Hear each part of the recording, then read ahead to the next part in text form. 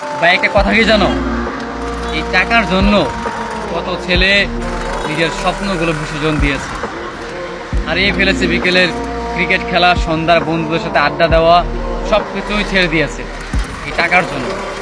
টাকার জন্য প্রতিটা ছেলে নিজের ক্যারিয়ারটাকে এলোমেলো করে দিয়েছে।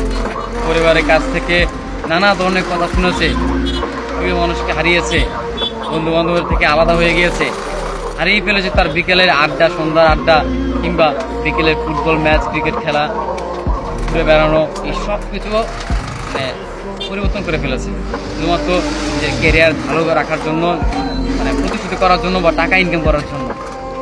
আসলে সময়ের সাথে সাথে সেই ছেলেটা পাল্টে গিয়েছে। যেই ছেলেটা একটা সময় ক্রিকেটে আসক্ত ছিল, যেই ছেলেটা একটা সময় কোনো একটা মেয়েকে ভালোবাসতো, যেই ছেলেটা একটা সময় সবসময় বন্ধুদের নিয়ে আড্ডায় থাকতো, ঘুরে বেড়াতো, আজকে টাকার জন্য সে তার পরিস্থিতি পাল্টিয়ে নিয়েছে।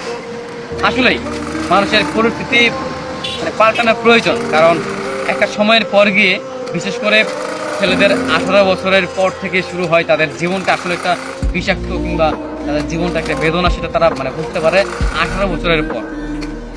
বা 18 মানে জীবনের যে বয়সটা, সেটা হচ্ছে যে 18 বছর। তার আগে যে মুহূর্তগুলো, সেগুলো মানে খুব ভালো কাটবে, কিন্তু জীবনে যে